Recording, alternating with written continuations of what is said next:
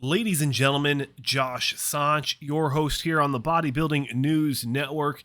If you're new here, consider subscribing by the end of the video. If you enjoy it, consider subscribing. But welcome back to another daily installment of Bodybuilding Daily, where we talk about all things bodybuilding and fitness. I know it's cringy, it's funny, but you gotta have some fun. And let's go ahead and jump into the first story. Lots of truly, we have some good stories today. So make sure you stay tuned, especially towards the end.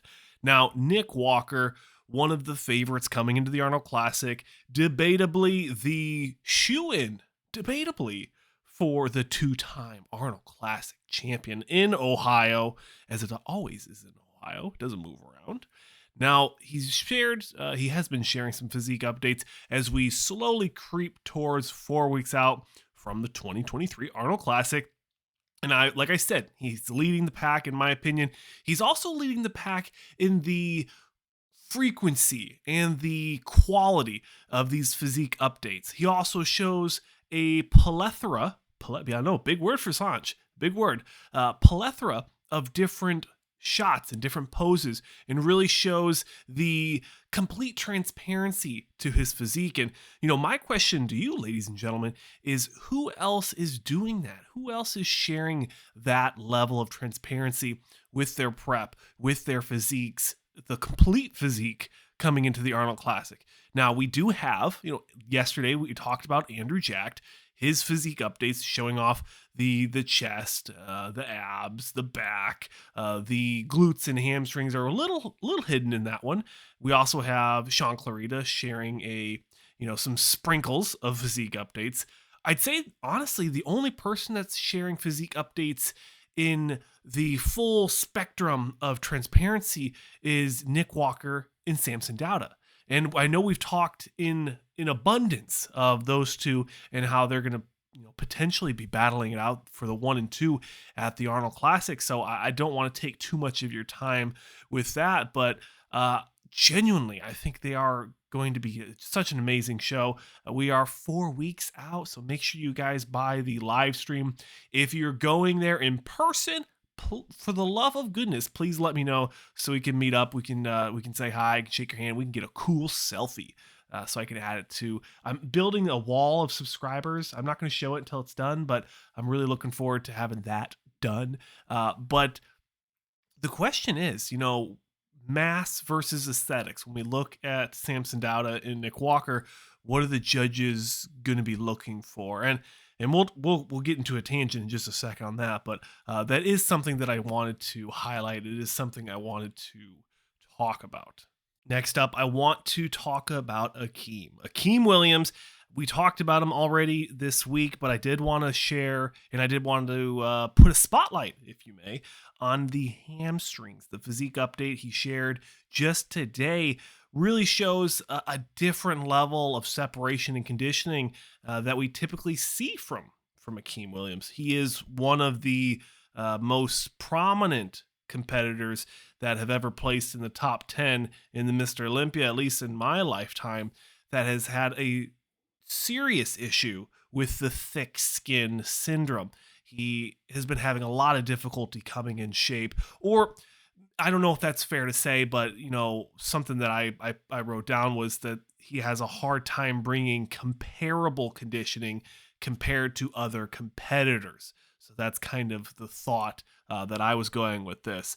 And this has to, like I said, this has to be probably one of the first times that Akim is coming into his show that I'm excited for. And I know I'm the nice guy, but this might come across a little brash, but this is probably going to be one of the first times, besides when he placed top 6, that Akim is going to not only place well, but deserve and earn his good placings. Far too often, ladies and gentlemen, I think that competitors like Akim and other mass monsters, you think of Ahmad Ashkenadi with the 212, they bring mass and they bring a little bit of conditioning. But the question is, what are the judges going to be looking for at the Arnold Classic? I think historically the judges have given the eye, the nod, if you will, to the competitors that bring the most balanced and the most perfect physique? And that opens up another question. And I told you we were going to rant about it, is what is the perfect balance of conditioning and size? What do the judges think that is? And also, if one is missing, which one is the priority? Is it size or is it conditioning? And genuinely, after almost 2 years of us really digging into this content and really being stewards and fans of bodybuilding, I think that there must be some secret sauce out there. And besides the actual secret sauce, there's got to be some sort of secret sauce that the IFBB and the NPC are sharing in these judging certification courses that really outlines to these genuinely professionals what they're looking for, how to look for it, and then how to balance both of them, the size and the conditioning, to find that perfect balance. Of course, I'll never know until I'm actually a judge, and I think I'm more interested in being a commentator than a judge, but if the opportunity ever did arise, I definitely would consider it. Next up, I want to talk about William Bonac, William the Conqueror Bonac from the Netherlands. No, that's not how you say it. Netherlands, right? Nether? I don't know. Americans, we have some funny accents. But anywho, William Bonac recently shared a somewhat health update. Not really a physique update, but a health update on a recent Muscular Development podcast with Giles Thomas as the voice behind that show. It was a split podcast featuring Samson Dauda and William Bonac. Let's take a look at the footage and then let's discuss it just after. I thought maybe something is wrong, did my blood work. And I told them, because they were asking me, and I told them, listen, if my blood work is okay, I will compete. If not, don't bother me, So, yeah, so I did that. And to my surprise, everything was okay. A little bit inflammation in my kidneys, so I have to take we have to take measurement for that. So I have some medicine to take, but I can't take it right now because I'm in prep. Yeah. Because it goes against each other. So I have to, so right now, my whole prep that I'm doing, I'm not even taking orals. Wow. Yeah. So it's just, no orals, just to save myself and not to make it worse than, yeah. Yeah. Sorry, one question First off, the health of the athlete, the longevity of these men and women, these ladies and gentlemen, if you will, be so bold, is the most important thing to me as a fan, as a commentator, and as a YouTuber, I guess. I'm happy that William Bonac is talking about it, being transparent with his health, the kidney inflammation, and the health things of that nature that go along with that. I'm happy that he's putting that to the forefront of his mind, to his prep. I'm sure his family, his fans, myself, other news commentators are very happy that he's being healthy with this prep. Saying that, the question is going to be, he's going to be needing to find other ways, other non-oral alternatives to be using as in reference to diuretics and hardening agents. I believe he still works with Chris Aceto, and Chris is pretty big on diuretics. So there are more healthier, actually natural occurring versions of diuretics that you can take. Don't quote me. I thought like ginger was one. Like some of the natty boys, they do like mass ginger. I don't know. I shouldn't even say because I'm not sure. But there definitely is other ways to come in peeled. And that's something that William Bonac has consistently, it might even be a trademark of his, is always coming in phenomenal shape. He's always hard ever since coming from the 212 and, placing all the way up till second place in the Mr. Olympia. He's done a phenomenal job.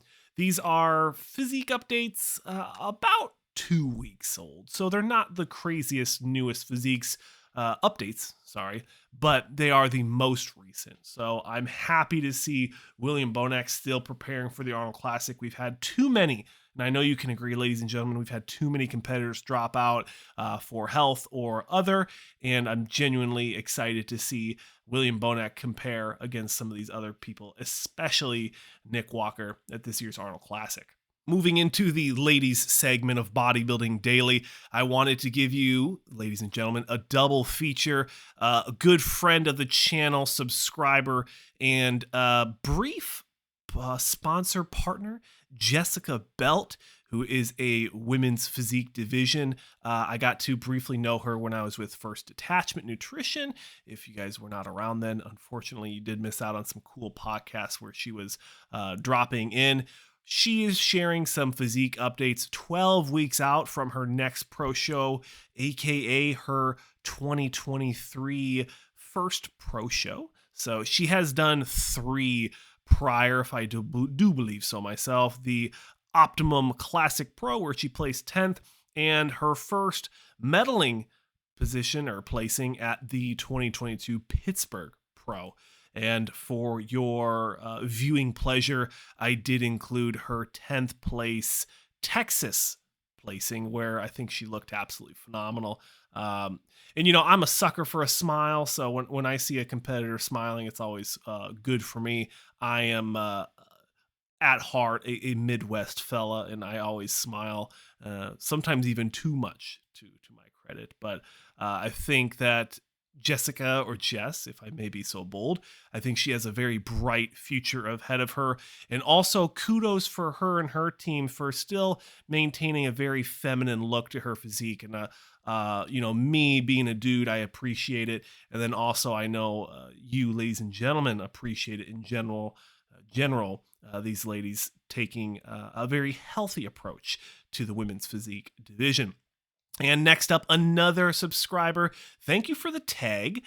We have Miss Juliana Becerra, aka she goes by Julie B Fit on Instagram. Julie B Fit on Instagram, and she tagged us. So of course I'm going to feature her on another installment of Bodybuilding Daily. Please continue to subscribe and continue to tag me in your stories if you want to be featured. But Juliana has been doing very well. She's been consistent in the NPCs, placing as best as 3rd at the 2021 NPC Junior USA Championships, 3rd place in the wellness division. And here is a nice photo. Great structure, great flow, very natural and feminine look to her physique. Love it. I don't know if wellness, you want the shoulders to be any bigger than that. So I think she's definitely on par to do well in the 2023 season. But of course, let me know your guys', ladies and gentlemen, thoughts on today's episode of Bodybuilding Daily. Of course, like I said at the beginning of the video, subscribe if you enjoy this style of content, and definitely, hey, who knows, share it with a like-minded individual. I'm sure they'd enjoy it. And also, last but not least, for everyone who is a super fan here, I will be coming out with some shirts and hoodies with a very cool logo. I'll make sure I drop it here so you can see it. If you guys, ladies and gentlemen, are interested in ordering that, I'm going to figure out some way where you can like Venmo me the money or something. I don't want to put it on my website because I don't have creative liberties of physically making those items. Those are outsourced, not through China, but they're outsourced through a company that, you know, it's good quality, but I want to put the love and care into this release. So if you're interested, check it out. Message me on Instagram. You'll see the post there. But that's it, ladies and gentlemen. Thanks for watching. A little bit longer one. Like, comment, subscribe, and I'll see you in the next one.